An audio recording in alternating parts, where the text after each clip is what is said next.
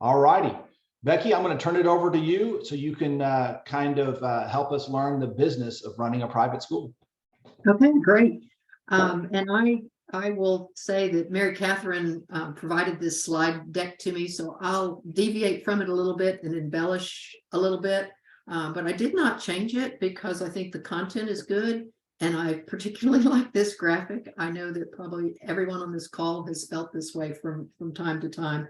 And I thought the caption at the beginning was also very pertinent because it uses the term business. And so, as Rob said, my background for the last 12, 14 years, I've been in the nonprofit sector. But prior to that, I was in private industry, just a wide array of things. And I also spent time as an audit manager in public accounting at the beginning of my career. So the phrase that's up here, the business of running a private school, I think sometimes probably all of us, particularly those that didn't grow up in the school world, have heard the expression, or someone will say to you, we're a school, not a business. And that's usually said in the context of someone presented with a challenge or a problem or something that they have to make a decision that's not a fun decision. So when I hear that phrase, I know immediately that I've got to help people understand, not that we're a business, but how do we sensitively deal with what might be a sticky situation with a parent or a student or, any combination of things. It might be an employee that we're having to counsel, etc. But it's usually a red flag to me to know that, well, we do still have to make business decisions and put my thinking cap on to say, how can I, as the business manager, help the organization make mission-based decisions? So I think sometimes, particularly those of us that come from industry or public accounting into the nonprofit or the school sector, we get stuck saying, well, yeah, we are a business, but how do we do that and still make those mission-based decisions? So everything that I talk about today, I hope that we all look at it through that lens. One of the things that I share with my colleagues when they say, yeah, but we're a nonprofit, something our board often doesn't understand is, what does it mean to be a nonprofit? It doesn't mean that we want to make bad business decisions, nor does it mean we want to lose money. It just simply means we don't have to make a return to shareholders, but we do still have to make a return to our stakeholders by reinvesting continuously in our mission.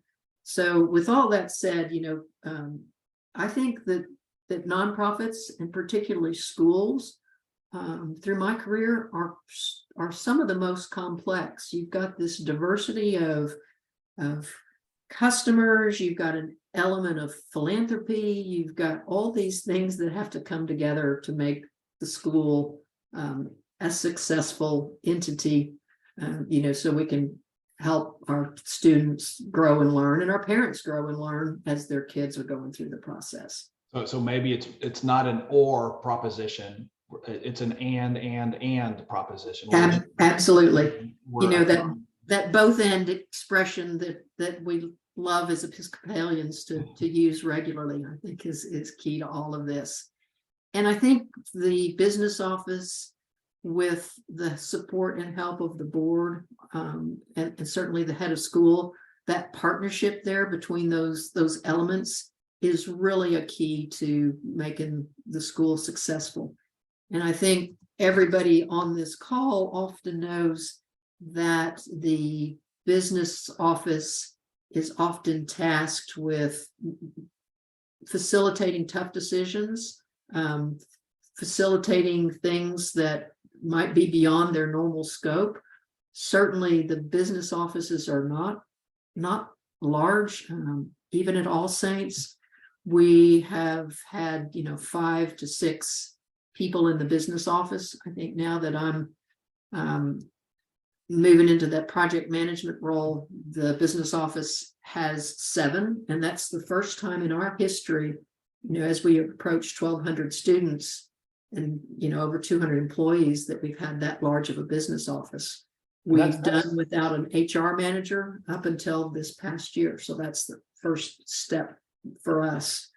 I think that's super interesting to note, right? I mean, because we have schools across our association, that range from, maybe $100,000 annual budget up to a $40 million annual budget and everything in between. And so you'll have the kind of the one shop, one person shop, and then you'll have, a little bit larger shop like you have at All Saints, but still, it's still not a large office considering the complexity of the organization Right. and the size of the budget that you're dealing with. And at St. George, as an example, we had, maybe 80 employees, our budget of about $8 million, about 500 kids, but just 2 people in the business office.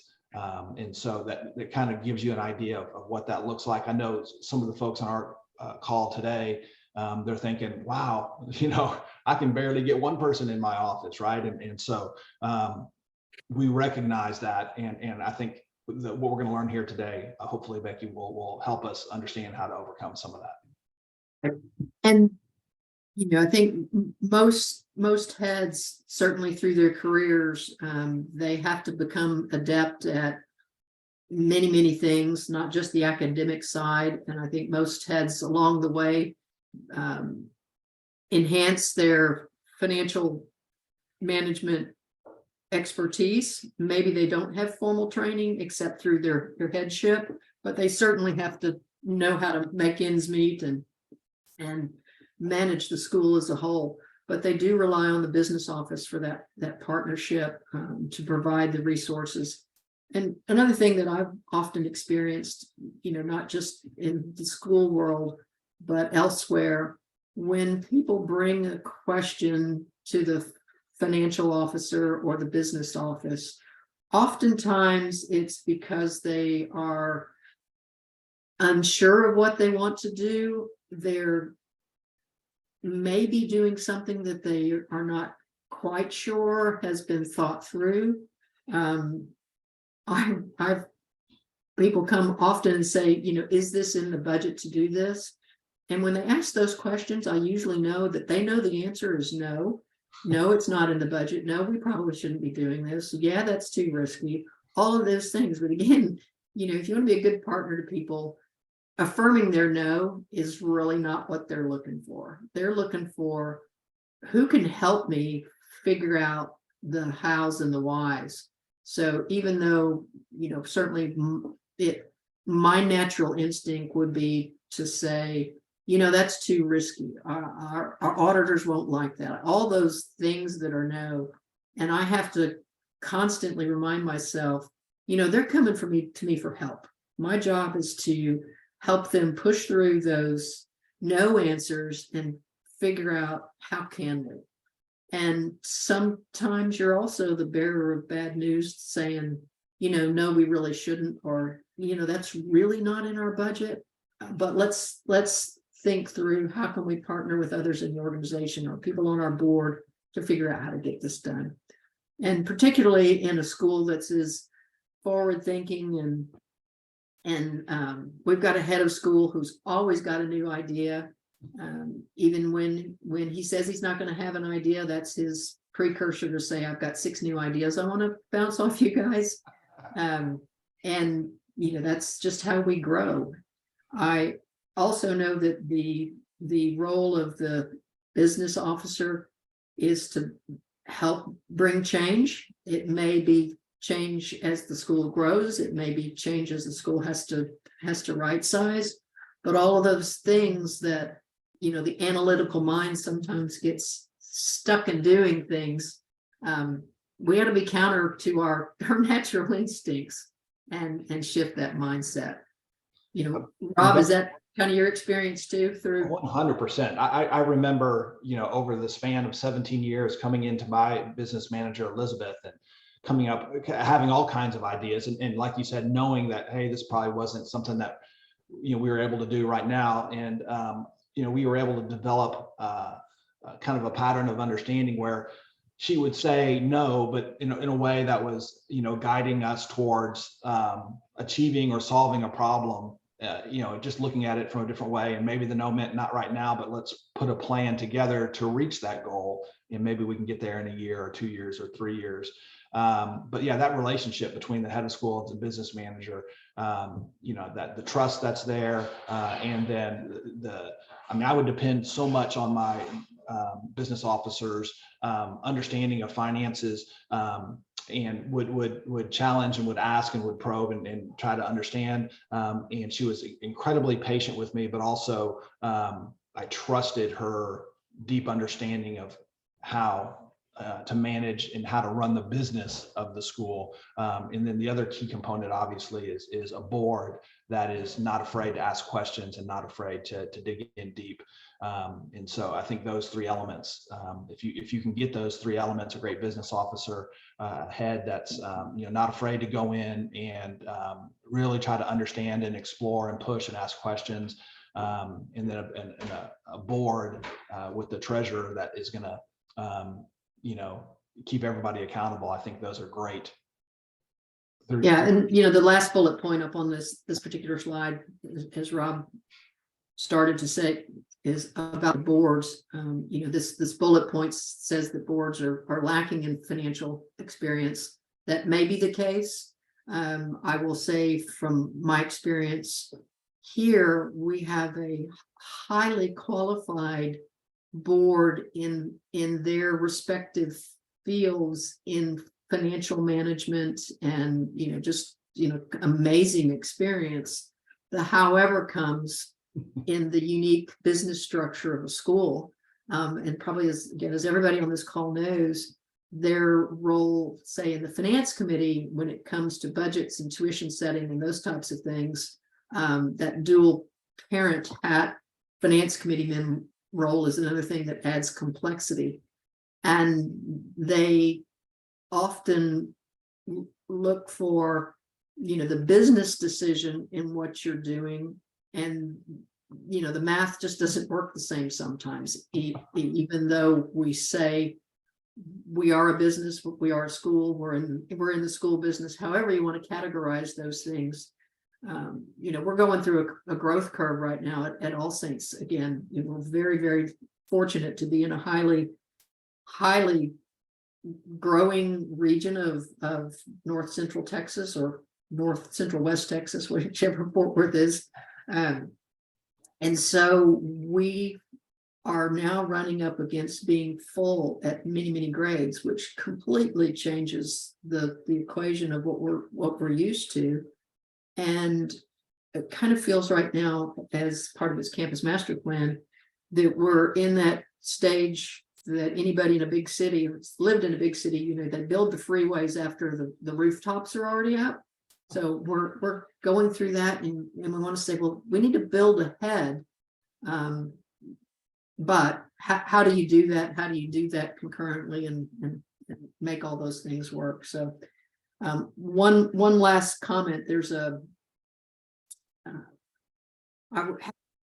our girls' varsity locker room, and the coach had pasted up a bunch of expressions from John Gordon's book, Power of Positive Leadership.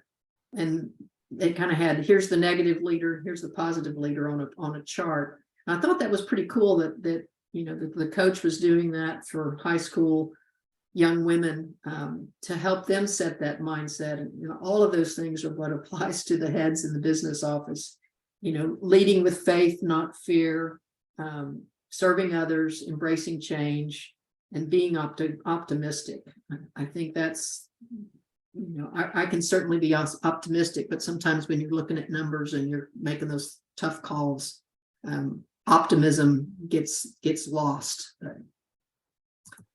Okay, so we've covered all these things about being that key resource, and clearly looking at how do you juggle all the different tasks with the staffing of one, or staffing of two, or a variety of volunteers.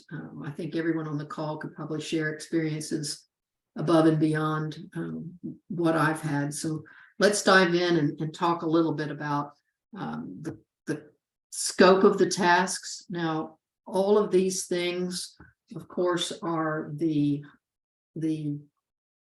wide array of things that a business office has to cover, but we've talked on some of the qualitative pieces, being that change agent, helping others embrace that, and always being looking forward is in addition to, so that and is in all of these areas. And I would assume in many of the cases of the folks that are on this call, you may have to reach outside, reach into your board to help address many of these areas, from safety and security to facilities management. So again, back to that, networking with others is really key.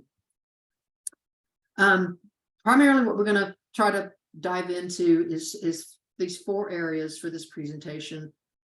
Operating practices, and again, I would like to have this be a little bit of a dialogue if we can in the context of a webinar, and it may be we'll save that to the end for some questions. So I may run through some of these things, and as ideas come up for you all, jot some notes, and at the end let's put some Q&A in here, because I think that's still the best way to learn is with and through others. All right, so hopefully most of these things are, yep, check, been there, done that. Clearly the school needs to be a separate legal entity. And from an SAES perspective, I think many of the next bullets are considered the best practices, particularly if you sit alongside, share a campus with your parish. Some of these things are really critical. And starting at the bottom, making sure that you've got segregated accounting and computer systems. It's much easier to do that today than say it was 15, 20 years ago, where compute time was more expensive. But there's really no reason not to have separate computer systems and software now. So I think that's very important. Certainly having the skill set to do the books and make sure that the school's books and records are separate from the parish. If there are shared resources, making sure that you have clear lines of communication and clear understanding of who reports to who. Rob, you probably have a lot of experience in the areas of the middle bullets about that inner relationship between the vestry and the school and the head of school. Yeah, absolutely. And again, some of the folks on the call today are from parish day schools, and some are from independent Episcopal schools. If you're in a parish day school, that structure may even be somewhat defined by the diocese that you're in.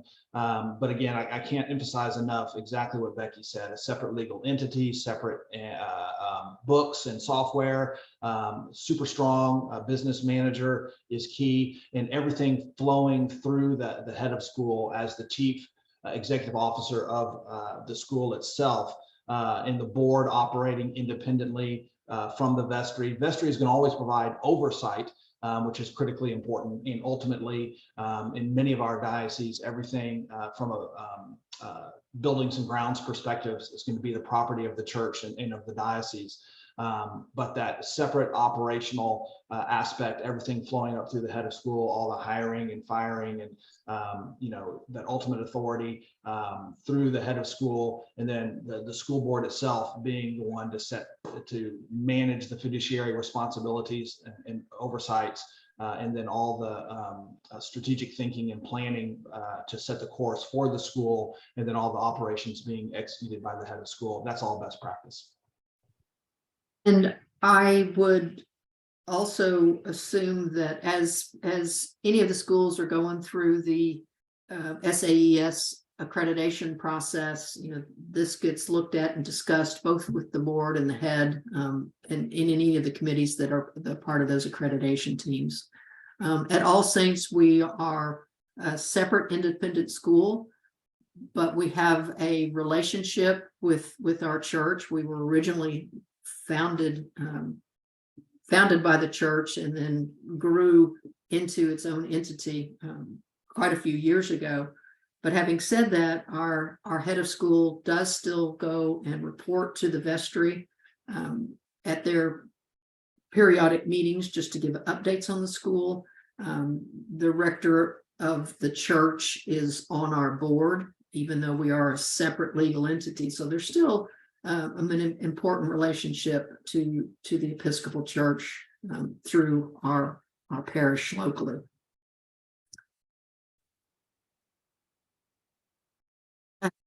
I think some of these statements, hopefully for everybody, are just reminders and refreshers.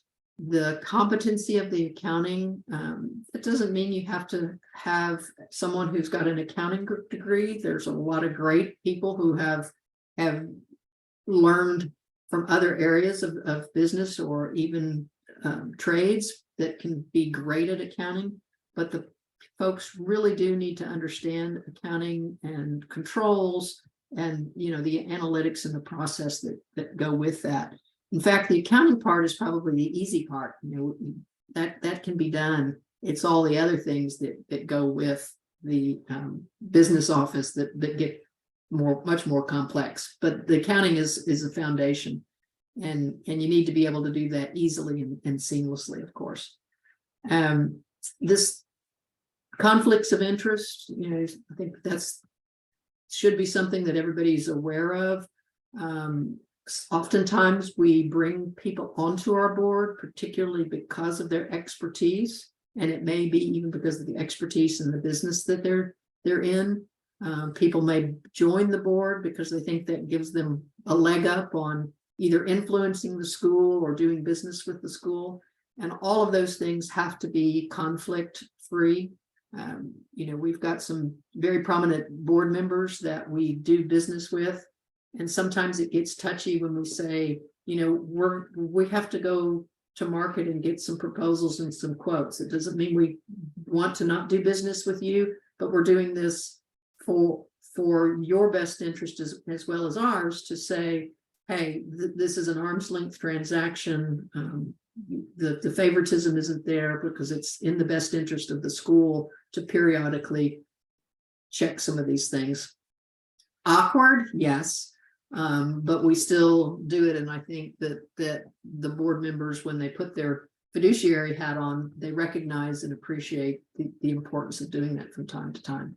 And we've had instances where we, you know, changed a vendor in a situation where, you know, dear board member, current market and things are changing, the needs of the schools have changed. We've had a great time and love doing business with you. However, we need to shift and do something different. You know, honesty and transparency goes a long way, and doesn't mean there's not some hard knocks and some feelings and you know, business facts that get into the conversation. But I think the end result is usually successful if done carefully. So.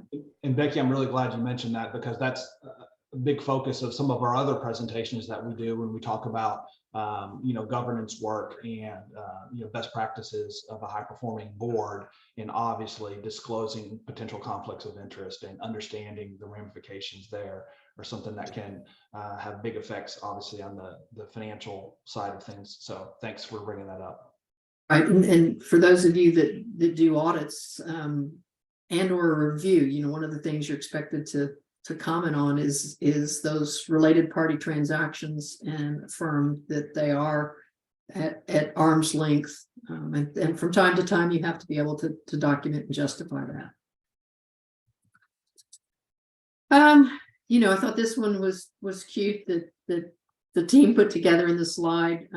You know, sure, the dog would not necessarily want the cat, except perhaps to chase it up a tree.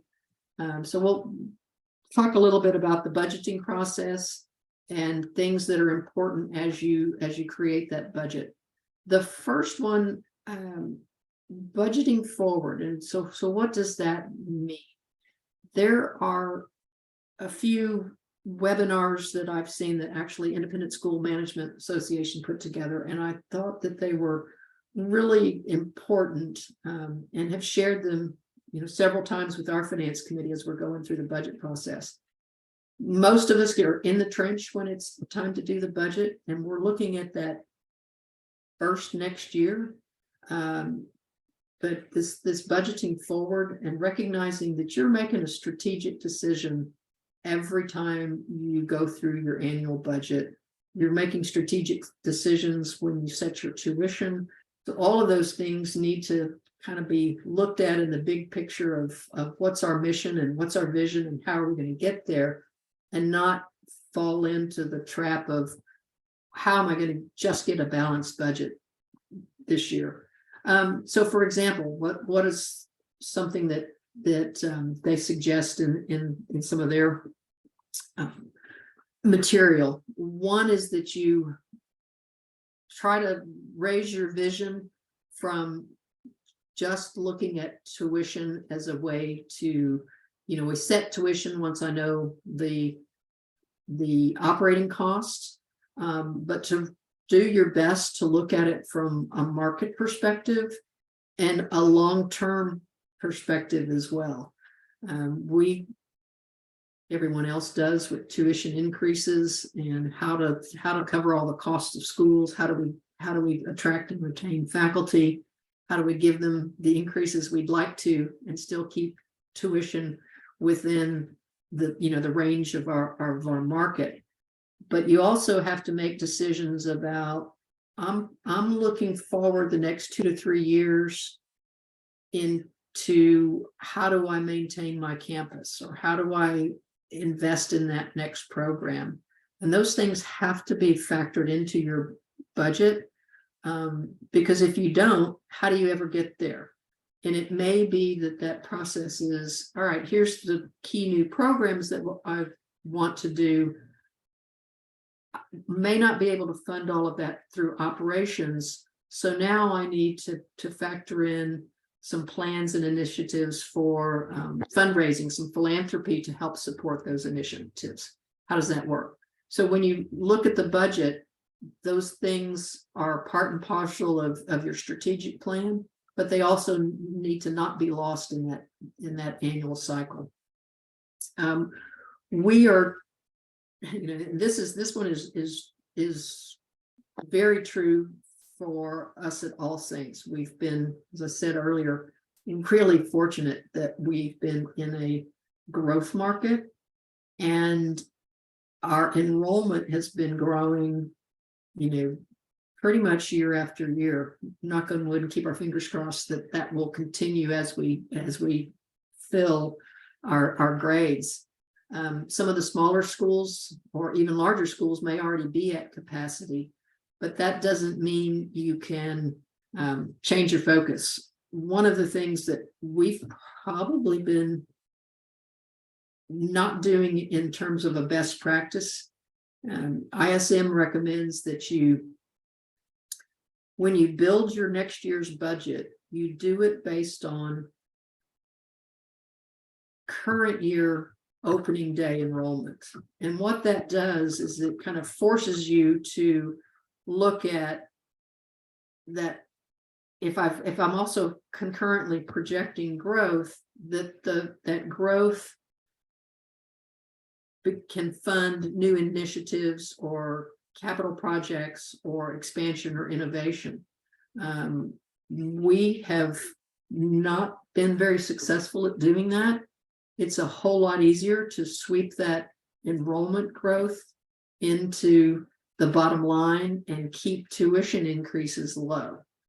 So, I've spent 6 years trying to, first understand all the nuances of school operations and culture, but also, applying some of these factors and then trying to persuade finance committee members who are also parents, tuition really we need to take these 20 kids that we expect to grow next year and set those dollars aside and not even factor them into the operating budget. And then the answer is, well, if we do that, then tuition has to go up another percentage point. It's like, well, yeah, that's probably a good thing. And here's why. They have always been successful, but I haven't given up trying. So, Rob, comment on that, because that might be a little counterintuitive to some folks. No, I like that. I mean, I always would try to, and our board would always try to be super conservative about enrollment. We were blessed with a kind of a growth market in San Antonio as well at St. George, and really blessed with strong enrollment throughout my tenure. But we would always kind of take a rolling 5 or 10-year average as the base and try to understand and build for a conservative number on enrollment, and that being your largest source of revenue, obviously. And then also trying to build to the future and looking forward to what it is we're trying to accomplish. And if we had these, kind of major projects, it might be curriculum, might be program related, it might be facility related, it might be staffing related, or combinations of all of the above, but have that laid out into the next 5 years into the future, and then build our budget on true data from the past and looking at where that is, so that we're not building on the hope of an increased enrollment, but instead building on that conservative number. And then on the back end, and then creating some sort of expectation with our families that tuition increases, just like increases in your utility bills and everything else, are going to be there. We're going to do our best to keep them reasonable, but we're also going to make them part of the natural expectation, and make it something that is not over the top, but it's also consistent and expected from our family situation. And then follow that up with great improvements to program or staff or whatever it is, so that we can continue that forward cycle of improvement year after year, so that the parents then, the families, understood that, yeah, there's going to be a little cost increase year over year, but the value, we're very clearly seeing that in the program and in the facilities and in the staff year after year as well.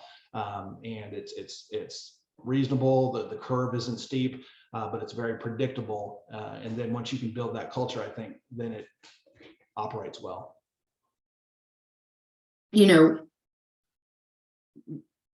I think people will always ask the question, is tuition going to go up every year?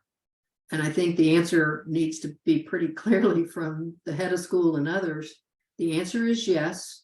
And here's why, and again, that's because not just everything else always goes up, but we are also trying to ensure that our faculty and staff have exceptional careers. They love being in the school world.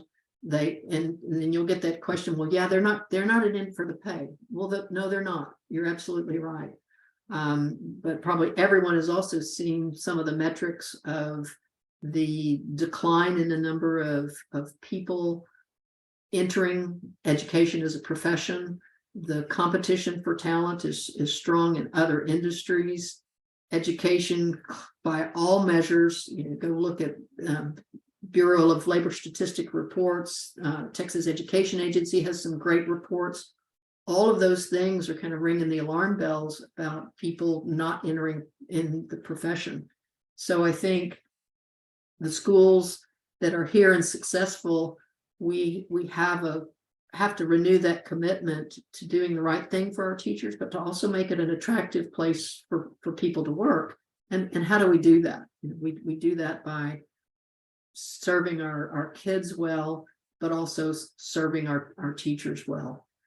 And all of those things, tie into being able to successfully deliver your mission. And back to where we started, it's another thing that makes the school a very complex entity to manage and operate and budget. Another thing that I think is key, and not to dwell too much on the details of the budget, but including something in every cycle for your future capital and innovation fund. I think that's another thing that is really important that your boards and your finance committees support you on, because coming up with those surprises, staying current on things is a challenge if you don't have that resource. So we do the same, you've all heard of the Prism account, and factoring that into the budget. We put it in every year, and every year like it kind of gets whittled down, even for us. And all kinds of stories that come out of our finance committee, and the discouragement some days is like, well, we've made a proposal for this. My solution for that is to come concurrently with our facilities committee. We've got an ongoing list of capital projects. We've got a big campus to manage and continue to take care of and grow. So facilities committee, I try to have those meetings prior to my annual budget meeting. So I'm bringing to the finance people, here's the list of projects that we have ahead of us. Finance committee, your job is to help us figure out how we're going to fund these. Here's our recommendation. Here's the pool that needs to come out of operations. Here's the pool that we need to go ask donors for some support. And here's the piece that we, consciously, we all have to agree we need to defer those for the time. But making sure that budget process doesn't overlook those, and you don't kick the can too far down the road. Approving the budget, of course, I think that is a given that should be a board should be involved in that. Adhering to the budget, I think, is everyone's responsibility. And then this staying on budget, and the last point, what happens when it isn't met, are things that the business office and the head of school, perhaps even from time to time, the board have to be involved in. What happens when, and what are the reasons why budget isn't met? And unfortunately, that's usually on the downside as opposed to on the upside. Although that happens from time to time too.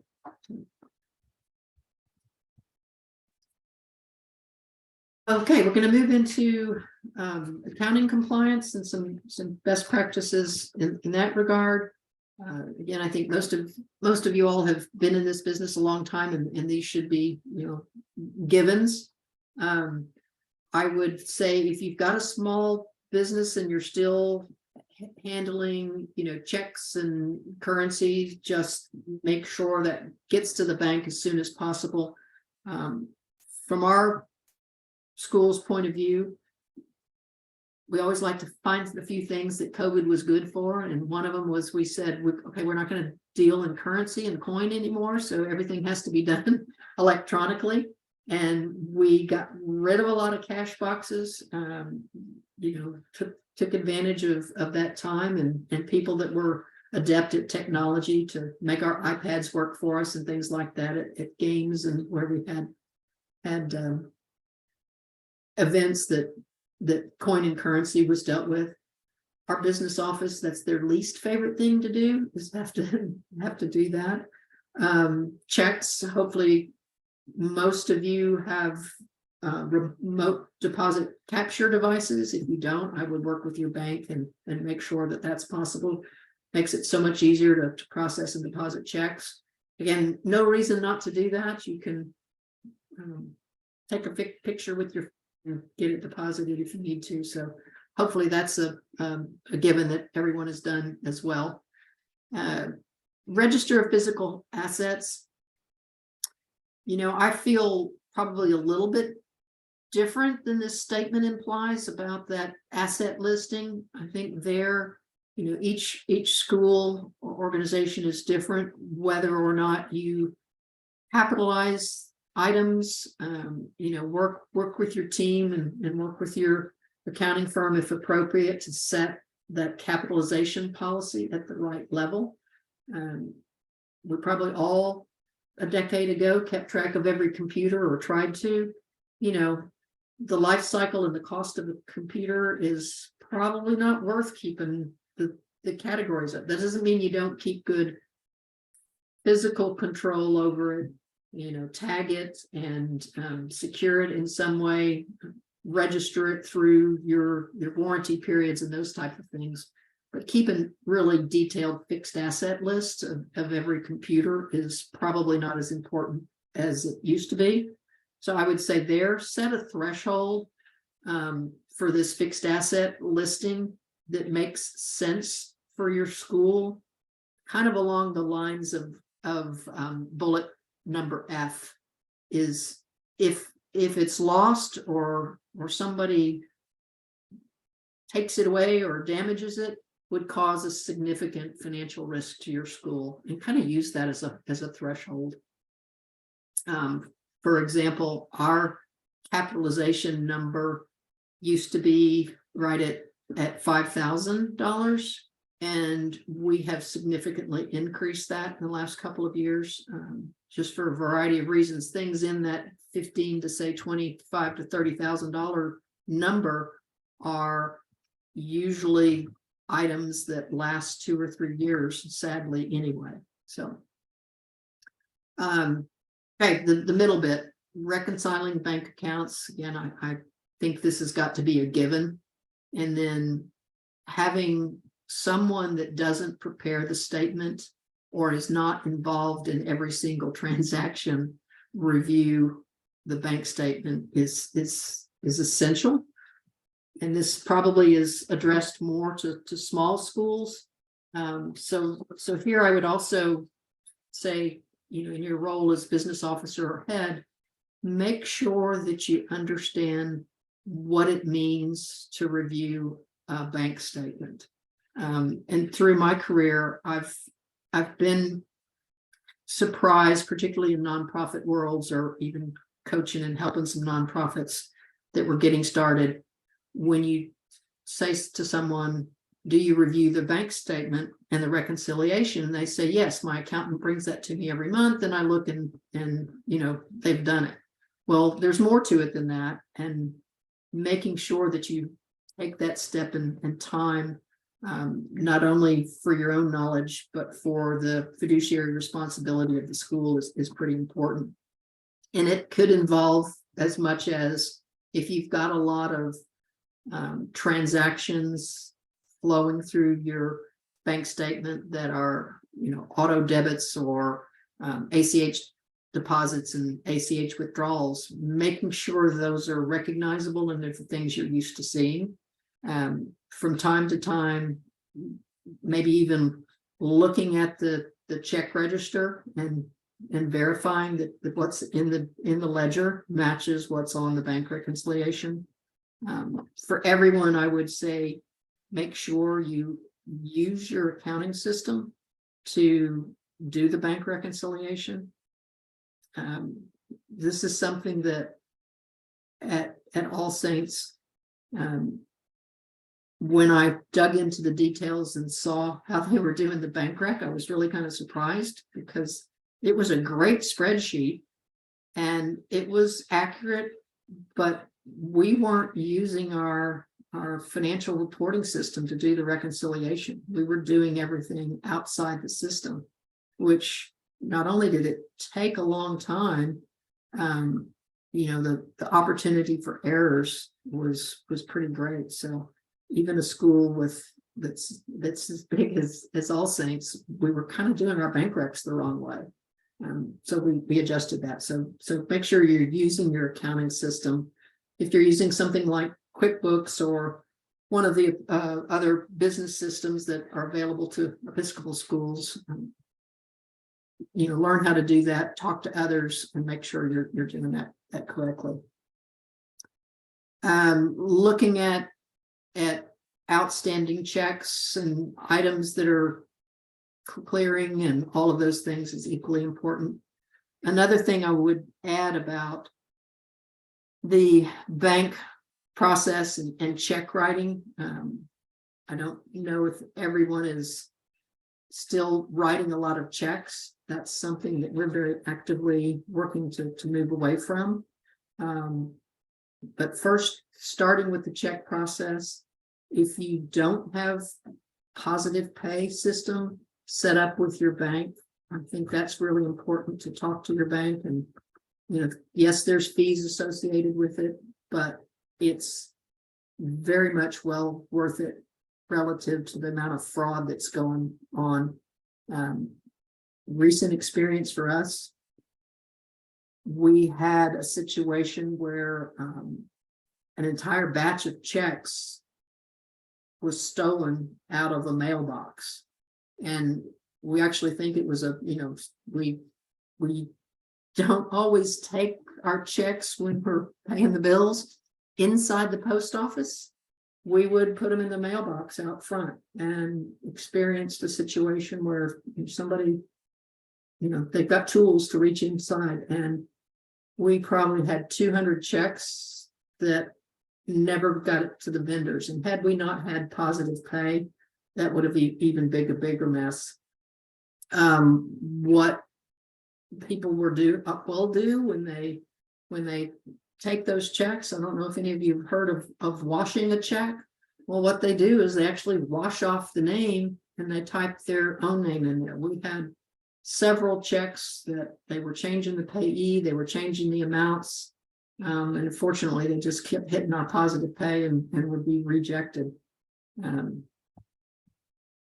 So hard to believe somebody would actually take a check and not even taking a blank check. They're taking the printed checks, and you can wash that name off and type over it. So I just wanted to mention that we had that happen at our school in about 6 months ago. And I hadn't yet added positive pay to banking because there were so many changes I was undergoing when I started. And we were going through the process of changing banks. So we weren't going to add it to the old bank because we were starting a new bank account. And anyway, similar to you, a whole batch got stolen out of the mail, but our batch was about 12 checks that particular day. And it resulted in $17,000 worth of fraud. And, you start having to void a bunch of checks to make sure, none of them else get caught in the process. But essentially, the money all got returned through the fraud protection back end of the banking process. But I just now got the last refund 6 months later. And all of it, we, came through the banking insurance side of things, but it was a long drawn out process, and you have to provide a lot of supporting documentation. It's not fun. And now we've been using positive pay for about 4 months, and it's been awesome. So if you don't have it, please do it. It's very important. absolutely. Along those same lines, we are moving as much as we can to purchase cards, which is basically credit cards, working with vendors to pay them directly through a P card system, and just eliminate that check altogether. Clearly that has its own opportunities for fraud, but every trick that people are thinking of and schools are targets. Hear that about cybersecurity as well, which isn't even listed on the topics we're talking about. But making sure that there's a level of awareness of what happens and can happen in that realm is also very important. Along with positive pay, you can put, ACH blocks on your account so that only people that you authorize can draw money out of your account. And again, that's equally important. I'd rather have one of those bounce and have a vendor called and say, my transaction didn't go through. I'd rather take that call any day than the other one of, ooh, we had something clear our bank account and we don't know what this is.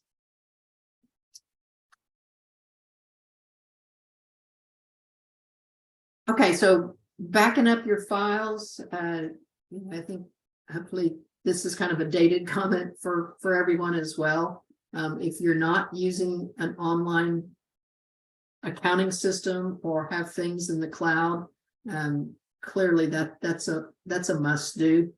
You need to have that backup protection. It only takes once for that to turn into a mess. And with the tools that are available to school, there's really no reason not to have something backed up online. And if that's something that you haven't done or you need help with, reach out to your teams in other schools and talk through, how did you get that done? How did you make it seamless? How did you make it easy for us? Payroll taxes, I'm going to just skip right down to that one. That's another thing. If you're doing payroll yourselves. If you're a small school, that's essential. If you're doing it as a larger school, you probably have a payroll service doing that for you. And they maybe taking care of everything and they get them filed on time.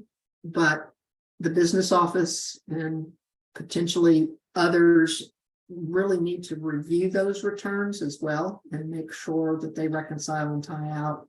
Not in minutia detail if you're using a wrong payroll processor, but I think it's still important to check that box and make sure that they're done. They are essential tools when it comes time for your workers' comp audits and all of those things as well. Item, these are always fun.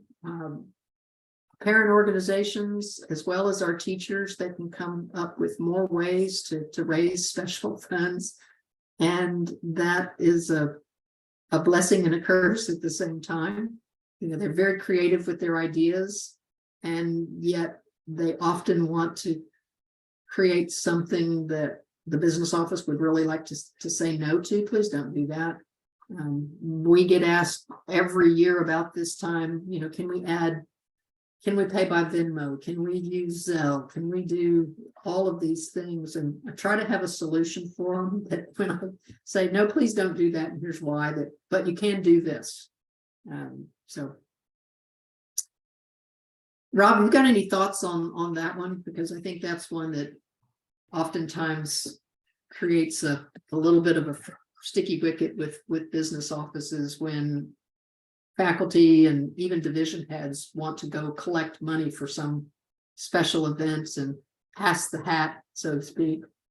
Yeah, we did a lot of work around that, and it just takes a lot of time and education to help parent groups who are meaning well and want to raise money, and for faculty members that, you know, they are excited about a particular project that's hasn't been approved or part of a budget and want to find a workaround for that, or athletic or booster clubs, or, you know, different areas that try to, you know, just take care of things on their own. They're problem solvers, which I appreciate, but it just takes constant time and attention to help folks understand that everything has to go through the business office, and it has to be by a defined process. The opportunity, we need to be fully transparent, we need to be aware, and we need to follow established protocols for everything when it has to do with money changing hands. And so that's just was a constant battle that we continue to fight. Hey, we'll just do some quick Venmos and we'll do some quick, you know, Zelle transactions, and you know, we need to be able to record that, and we need to be able to track that, and we need to be able to ensure for our entire community that everything's on the up and up. And so yeah, you got to stiff arm that sometimes and insist that things follow process.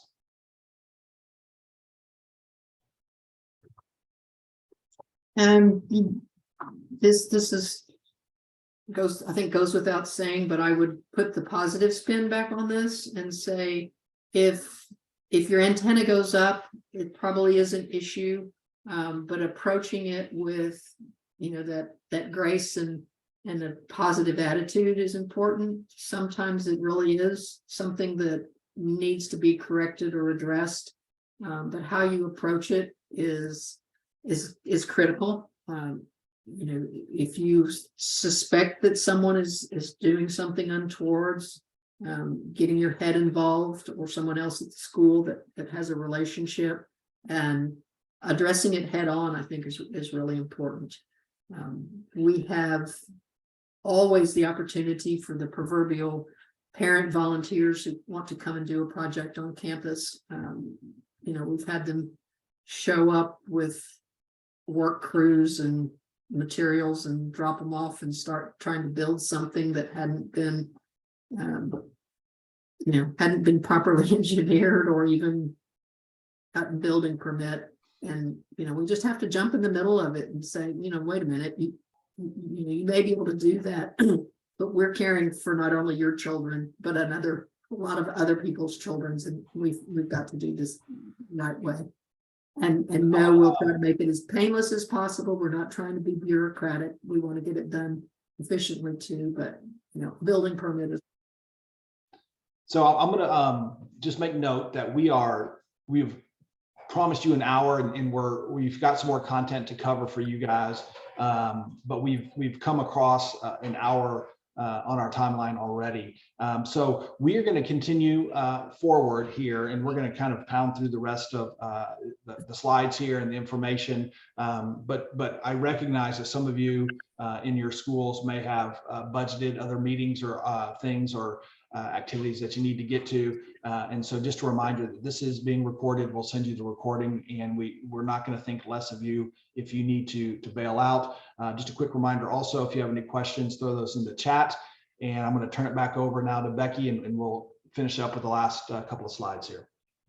And I think the last ones, we will run through these fairly quickly. Just looking at the monthly close process and the relationship with the board, each school is going to be different, whether they do this monthly or quarterly. But from the business office perspective, certainly you need to have that checklist. Do your closing every month, even if you don't go fully through preparing a full set of financials. Make sure you do everything up to that. And then have a regular routine with your head where you review those results and compare them to budget. I think that's essential. What I try to do with our finance committee is dive into a different topic each quarter when we meet. So one quarter I may dive into the technology cost. Another quarter I'll ask our communications and marketing people to come in and talk through their budget, their programs, their costs. And then, cycle through even things as straightforward or seemingly straightforward as our janitorial cost and some of our services. I'll try to cycle through that, certainly not every year, but so that as you have a 2 or 3 year rotation with finance committee members, they get some flavor of all the elements that go into running a school and looking at the school's operations and budget. One thing I put on our agenda, I don't do it every year, but certainly every other year, is a risk management review, bringing in the insurance agents and having them make a presentation to, if you have a finance committee or a board or some facilities committee, some group of your team, that you talk through the risks to the school and how those are being mitigated through insurance. We've had to face, as many of you all have in different areas, wind and hail. Hail particularly is a huge thing up in our area. And in the last 2 years, it's now buying down coverage for wind and hail has become extremely expensive. To the point where we've had to make some decisions of do we even add that this year? And what is, I may be paying a significant amount of money and not really gaining much. So can we self-insure some of those risks? Cybersecurity policies or cyber insurance is another huge one that you need to address and talk through with your team. Yes, it's another layer of insurance, but it's largely being excluded out of your main policies now. So having that separate policy is very important. And you may not think you need it until one of those, a phishing attack happens or something like that. And then again, it sounds like we've had all the experiences possible. What we did, we used Blackbaud as our financial reporting software, and they had a huge ransomware attack several years ago, and it was all on them, but it trickled down to us, and that we had reporting requirements and so forth. And fortunately, it was the second year we had cyber insurance, so I was able to pick up the phone, and within 30 minutes I had an expert in the area saying, okay, this is what you need to do, this is the notices that we're going to have to do, here's how we do all of this. And I would have never been able to figure that out that quickly on my own, nor would I have probably responded to it in a way that was as professional. And you've got legal requirements if anything happened that go pretty deep. Audits and reviews, those are required if you're SAES accredited school. So one or the other. I think that's a good rigor and good discipline. There's a comment on this particular slide that talks about fraud.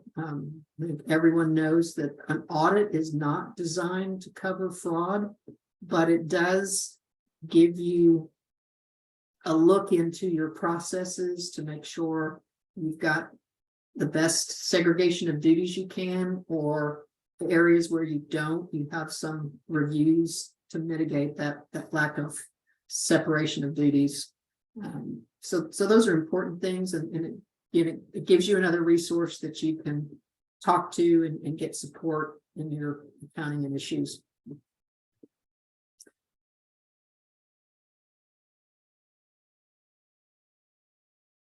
This is really for the heads and the boards, and a plug for training and education for the business manager. Oftentimes they're so busy keeping up with all the tasks that they do that taking time for that professional development is a challenge. Again, one good thing that came out of COVID is everybody's recording their webinars now, and you can plug back in and listen to them offline, or listen to them when you're up at night worrying about what you needed to get done the next day.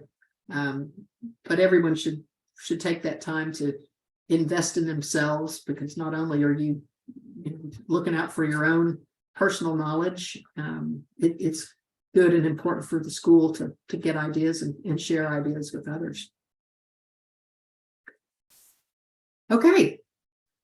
Ran past time, 10 minutes. So, Rob, I don't think there's some folks still on. If anybody has questions, or we want to take a few minutes and swap some stories or comments, that would be helpful to me as well. Rob's on mute. All right. A couple of ways we can do that. If you have a question, you certainly can raise your hand and I'll call on you, and you can just pipe in and add your comment or question. You can add that into the chat as well. But I just want to say personally, Becky, thank you. Your experience, and your expertise in the areas of, running a great business office is noted and appreciated. And so thank you for spending that time today, helping us understand some of these best practices. Throwing it out to the group. You guys have any thoughts or questions at this point? I'll say something, and this is me being new into the private school arena. So my background is at a massive university. So I was at NYU for 9 years, and I struggle with, and in such a large, before that I worked in corporate, and in such large organizations, all the jobs are very niche and very specific, and you fit into the big puzzle. But I'm struggling with just how wide and diverse and time consuming all the tasks are. I'm the head of finance and business operations, and I have a 3-day-a-week assistant who basically does payables and deposits and does the ordering for the school, but every other task is on me. And so, I came from doing high level things, and now I'm back to looking at receivables and ignoring strategic tasks in order to do day-to-day minutia. And so I'm struggling to find that balance of putting the school's strategic direction first when I'm ignoring a lot of, like, I'm 2 months behind on a bank rec, or I'm not on top of receivables because there's just too many balls in the air. And it's not like we have the budget to hire another person in this office. So I'm just curious if anybody has advice on that. Well, first of all, can anyone else relate to that? 100%. Yeah. So Jackie, I think definitely you're not alone. That's a very common feeling. And as a matter of fact, Becky and I were talking about that very topic before we opened up the webinar today. And I think my business manager at St. George would tell you the same thing, that clearly it is. It's a challenge between, you know, running all the detail and then also switching back and forth to high level strategic thinking and back and forth. The one encouragement that I can give you is that as you continue to spend time with your school and understand and develop your own processes, that will improve. Becky, any thoughts on that for you? Were you able to kind of? Yeah, I think as the organization is growing, I think this is where, you know, if you have a finance committee chair, you partner up with them and talk through some of those roles and maybe map that out and go back to that checklist. What are the essential things that I need to do each month for, you know, the reporting? And maybe I don't fully prepare financial statements, but I do reconcile, you know, your receivables and you reconcile your banks and make sure those things are done, and you do everything that would be needed for the close, but don't go all the way through it. But then make sure you do enough so that when you prepare your financials on a quarterly basis, you do that adequately. And then another one would be to seek areas where there are perhaps volunteers within your organization that can help you with some of those tasks. And I know how hard this is to innovate while you're trying to swim at the same time, but are there any tasks that some of your upper level students can do? I can't remember, Jackie, if you have kids up through 12th grade or if No, you're just 8th grade. okay, so you're just younger, so you're going to be looking for parent volunteers perhaps to do some tasks. We made the shift this year. We have always had someone in purchasing. And our new CFO that we have now, one of the first things that he implemented was shifting over to a P card. And he's pushed purchasing out with budget controls to the division heads and to some faculty. So now they are, again, with budget controls in place, they're actually doing their own purchasing and uploading their receipts into a system that then somebody comes along and reviews. So we were able to shift a full-time purchasing person's job into a staff accountant's position that has a review responsibility. And you know, I will say that wasn't something that I thought about doing. And again, just trying to do the block and tackling with the number of personnel we had and so forth. So that's an area you might want to look at. Just yeah, I'm really happy to hear that's successful, because that's we already have picked purchasing card, and we have given. So I involved the division heads on very specific budgeting this year in order for them to get these cards in their hands and run the budgets. Where I have dragged my feet lately is that, oh wait, we don't have a business expense policy or a credit card policy. So I'm trying to finalize those things before that rollout can happen. But I think that hearing you say what a time relief that was on the purchasing person is making me very optimistic that will happen here as well. Yeah, and it was, you know, prior to him coming, what I was trying to instill in the purchasing department or the purchasing person is, you know, you need to be reviewing their budget and making sure that they have the budget before you go do that. Well, that person was so busy doing the purchasing, they didn't even have time to go look at the budget. So this shifts the mindset. And I will say we got a little bit pushback because the people quickly recognized, well, wait a minute, you're pushing purchasing out to the divisions. Like, well, yeah, that's right, we are, but we're, you know, putting the power into your hands. It's your budget to manage. Yes. We're going to monitor it and help you monitor it. But if you guys do this on the front end, you've got knowledge and accountability. And I really think it's strengthening our budget control process. You know, so yeah, I can give a plug for that. There's a question in the chat about QuickBooks training. I miss QuickBooks. We're a Blackbaud school, but I think, QuickBooks has its limitation, but its usability and friendliness and flexibility and universality, I think is fantastic. In years past, I did a lot of online QuickBook training through QuickBooks, whatever their online education sources are. I thought I that started they were great. QuickBooks last year for our school. We went from old Blackbaud to me starting QuickBooks online. And I find that their YouTube channels are really great. Yeah. And if you just Google literally your exact specific question, you'll always find a QuickBooks video or link to their chat on that exact issue. So just be as specific as you can when you search, and you're going to find your answers. Okay, so the QuickBooks stuff is useful. Yes. I get the feeling that my business office manager is doing things much more manually than she should be. We're not like leveraging the power of QuickBooks to do this efficiently. So, but again, I wasn't 100% sure on, that the matchup between QuickBooks and a private school. So, but if the regular online tutorials are useful, then I will start making a list. I will watch them and then go over them with her.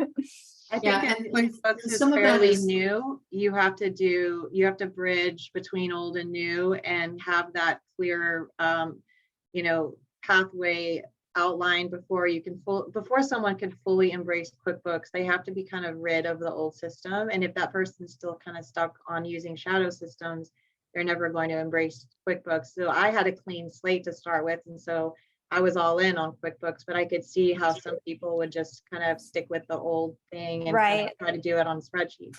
Right. We've had QuickBooks for a few years. Like there's all the data in QuickBooks, but I realized the other day that while the bank accounts are syncing the transactions in, she's manually entering every expense. And then I'm getting duplicates. And So they're not matching. They're not using the match feature. And that makes the monthly reconciliation difficult. Like we outsource to a bookkeeping CPA for like the reconciliation and more accrual counting tasks. And I don't think they've been looking at it the same way. I don't think they ever agreed on what the processes were between them. And so now I'm trying to clean that up and make it more efficient because it needs to be more efficient than what it is. And I was like, all right, so they're both complaining about a transaction. And I was like, this synced in via the bank account. Like both the bookkeeper and my business manager both manually entered it, where QuickBooks was like, this is synced, and QuickBooks guessed the right account for it. And I was like, oh, there's more work to do here than I thought.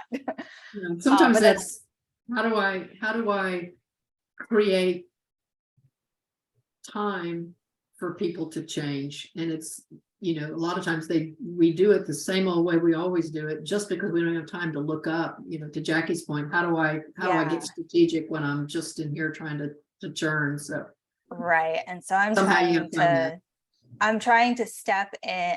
I've stepped in to take some of like the reporting load off her plate, at least temporarily. Me and my board treasurer are like pulling the budgeting piece off of her, pulling the reporting piece off of her, so that hopefully we can reset the like base operations and then figure out what's an appropriate amount of her involvement at the reporting level going forward. But I mean, she's busy, right? We're a small school and she's our only business office person. Like she's doing everything. But this piece is really important and not where it needs to be. So Jackie, back to your question about covering all of those things. Another thing I will say about the independent school industry as a whole, remarkable amount of information in industry associations has really been incredible. Some of the other associations like MBOA and things like that are expensive, but it might be worth investing in a year and see if you can participate in that. I also, we had our accreditation last year, and so Brian Denny from Austin was the finance guy who came. I don't remember the name of his school, but he was the one who I'd only been here about 4 months at that point, and he was a great resource. And given that I did zero-based budgeting at the university level, I was kind of using him as a sounding board for, is that even what I should do here? And it was a great resource through the accreditation. And so that got me involved with, how do I use my colleagues as resources? And we have a great group in Houston, the Houston area business officers. So that I've also had my peers really be helpful. So I totally agree that we have to make time for those kinds of things, because it really does, the investment of that time is really worthwhile. And it's very easy to skip that luncheon and stay in and do reconciliation, but I think you're also sacrificing if you do that.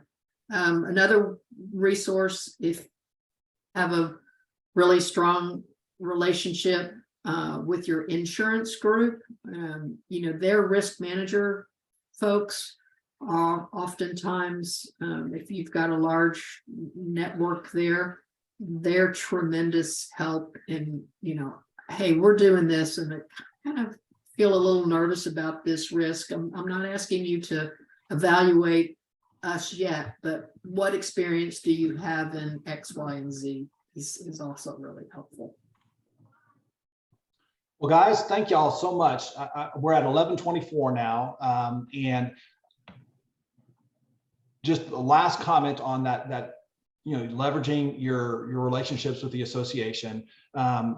If you need a person that you want to connect with, or you need some resources, please don't hesitate to reach out to us here at the association. Reach out to me, and I can get you in contact with Becky. I can get you in contact with Brian, get you in contact with Elizabeth. There's so many great business managers and officers across the association that we can get you in contact with. But we want to be here. We want to support you. So please, can we just say a huge thank you to Becky today for sharing her time and her talent and her expertise with us. Thank you very much. Yeah, sure. Thank you guys, and good luck, and continue on. All right. You guys have a great Thank you. afternoon, and we'll be in touch. Cheers. Thank you. All right. Cheers.